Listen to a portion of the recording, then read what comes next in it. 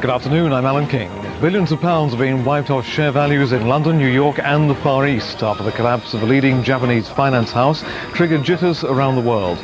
The rock star Bob Geldof is refusing to comment on accusations from his former wife, Paula Yates, that an angry phone call with Michael Hutchence started the despair that drove her lover to suicide.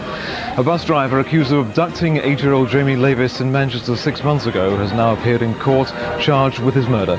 In sport, the Wimbledon boss Joe Kinnear has issued a back me or sack me ultimatum to the club's backers, and the weather cloudy with rain still remaining on and off throughout the evening. In Live at 5 over on Sky News, we report on the threat posed by dangerous toys as Christmas approaches rapidly. That's on Sky News.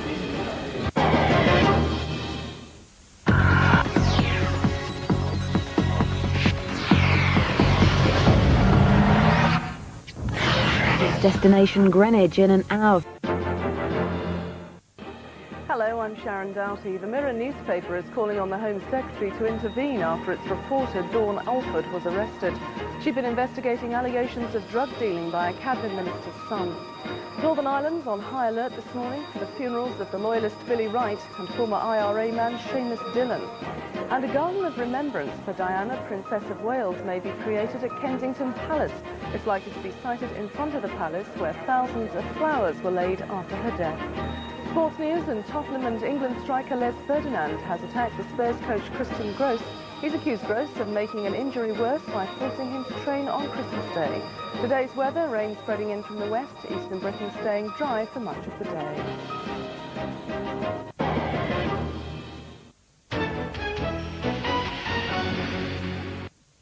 Good afternoon, I'm Martin Whedon. These are the headlines at the top of the hour.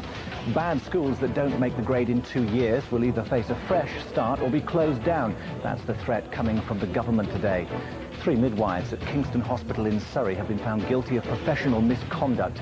A baby they delivered died 10 days after birth, and the likely cause was found to be an overdose of labour-inducing drugs.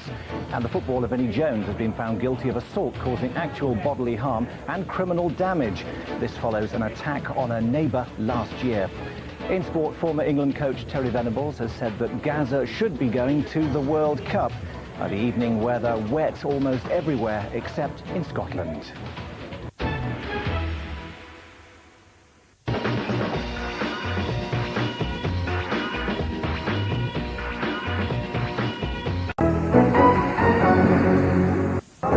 Hello, I'm Sharon Doughty. A football fan has been jailed for killing a rival supporter with a single punch. Father of 2, Barry Cullen, thumped Matthew Fox during clashes between Fulham and Gillingham supporters outside the Kent ground in March. Members of the Nationwide have voted against converting the building society into a bank. Many of the society's savers would have received windfalls of £1,000 if the vote had been in favour of change. And secret papers released today reveal British agents had plans to assassinate Hitler in the final months of the Second World War. Sports news, and a man tagged the new bosun has claimed his first test victim. Andy Flintoff dismissed Jack Callis to stop South Africa's fight back in the crucial 4th test at Trent Bridge. And the weather, a mostly fine afternoon.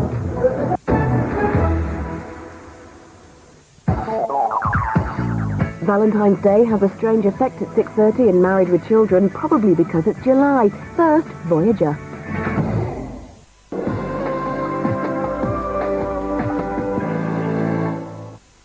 Good afternoon, I'm Martin Whedon. These are the latest news headlines this Thursday lunchtime. Peter Mandelson has been urged to come clean about the confusion surrounding his official mortgage. His lender Britannia has confirmed that anyone obtaining a loan by submitting false information could be prosecuted for fraud. Richard Branson's balloon crew are in a race against time to stay in the jet stream above the Pacific. If they fall out of it, they'll face a soaking in shark-infested waters. And twin girls born 5 miles apart in different roadside lay-bys during a mad dash to hospital are back home for Christmas. In sport, FA Chairman Keith Wiseman is claiming that he's the victim of a deliberate campaign to remove him from office. The weather: rain is spreading fast from the west, so the sunshine won't last long.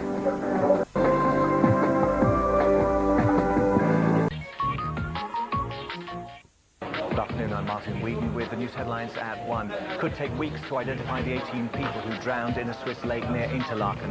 Many were wearing borrowed wetsuits and most died of head injuries while taking part in the latest craze of canyoning. 3 are still missing. 17 former paratroopers giving evidence to the Bloody Sunday inquiry will be able to keep their identities secret after a ruling by the Court of Appeal. And eclipse watchers are being warned to stay at home and watch the event on TV or risk going blind.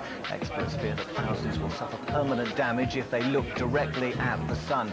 And weather, another sunny afternoon, especially in the west. Further east, the cloud will be slow to clear and it'll be cooler.